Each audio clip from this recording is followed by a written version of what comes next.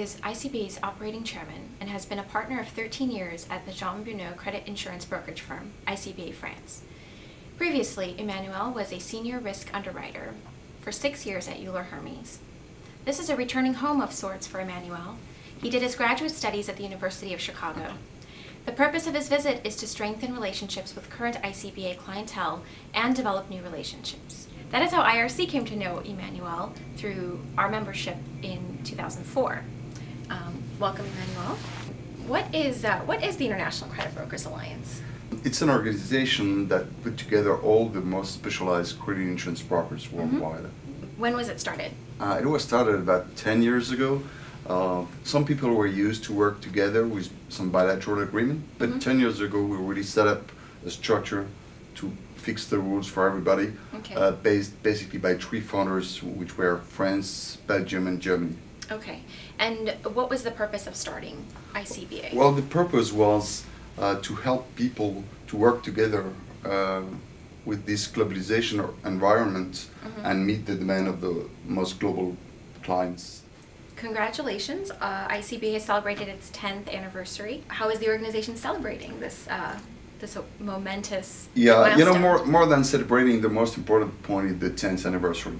We're in a world where people need consistency, and being the same team working together since 10 years has great value for clients. I think that's the point more than celebration. In the past 10 years, how has the organization grown? Well, we started 3 members 10 years ago. We're Belgium, Germany, and France.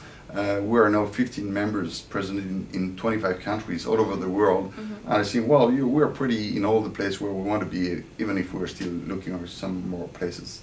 When you look at the list of countries that are part of the ICBA, one wonders sometimes, why these countries? Well, first of all, there are the largest credit insurance markets. We definitely need to be there, and I mean, no surprise in that. And also, you need to find the right person. So you have to open a country the day you know with whom you can make it. Right. How does that work with 19 different languages?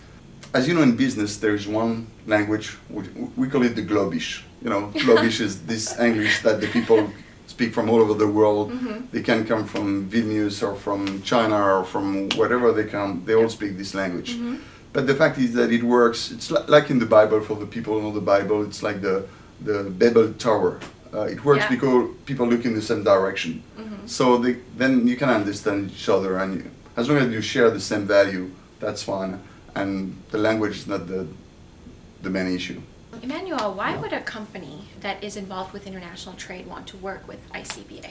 Where we have a unique position on the market. We call it the global strategy. I mean, our main competitors act as a global player, and some others are too small in terms of size. Being local means you can fit a global need and an international need, but you really emphasize and insist on the value of the local culture, understanding, language, approach, psychology. I mean, all those things. That's, you know, you can't make a global project successful if your local team doesn't share them. Correct. That's a very good point. So is that how it works? Is that how companies find ICBA? How do they get in touch with an ICBA member? Well, mainly through one of our existing clients that recommend us and want to extend its program or its existing contract. But as well, I mean, we came to the point where we have a strong reputation on the market. So, you know, when there is like a beauty contest, we call it, or bid on the markets, they're probably going to call us to be part of that with the 2-3. As we are in the top 4 in the market, you know, they're going to include us in this kind of bid. An ICBA client can save money by working with an ICBA member. Hope so. Well, that's what we've heard. How would that work? How can they benefit? I would say that, again, if we were to compare with our competitors will propose their clients to reduce the price of their contracts. To us, reducing the price is not the priority, as it's easy to do in credit insurance. You just raise deductible or reduce percentage of cover or whatever. Our goal is to reduce the cost. You know, the cost of the bad debt that hurts company. That means you need to be much more an entrepreneur, be close to the client, and share with them all their problems related to receivables. And that's our added value. We really want them to save cost on the problems created by non-payments.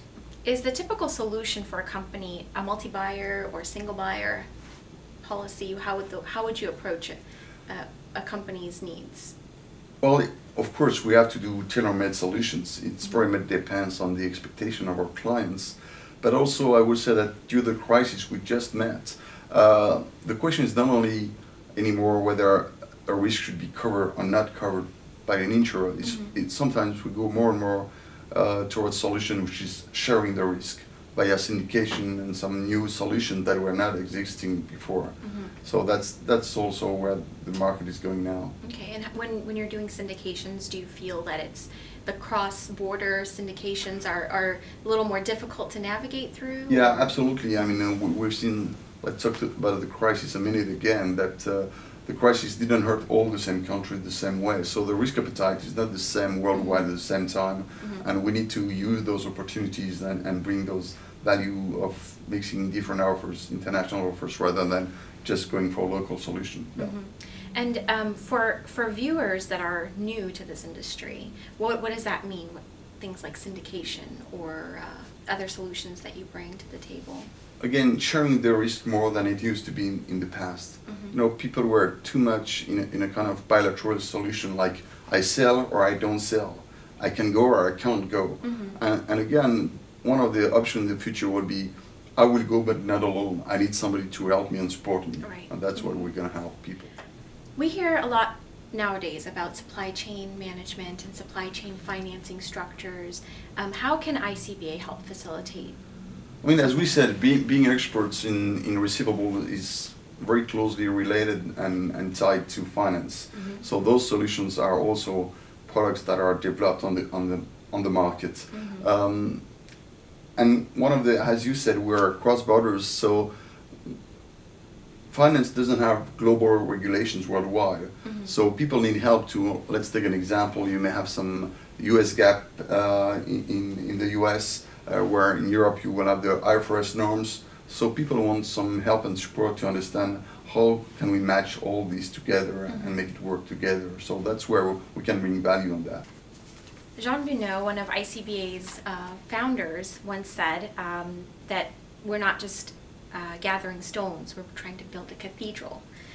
So where do you see ICBA in the next 10 years? Well, you know, ICBA is very much under two influences. The old European style, as we said in the NATO, that is familiar to build cathedrals for centuries. And then you have the energies of continents like America or Asia and Pacific that help seeing to the Europeans, hey guys, you're building one cathedral, but we can maybe do 3 or 4 at the same time if you just hurry up a little bit. Yeah. So those both influences are very strong, and I don't know exactly where we're going to stop because altogether it's very efficient. Thank you, Emmanuel. Thanks, it was my pleasure. Yeah, thank you for spending the time with us here. It's been very informative. To learn more about the International Credit Brokers Alliance, please be sure to visit www.icba.online.com and be sure to stay tuned for more interesting topics brought to you by International Risk Consultants. This is Afroz Ali. Until next time.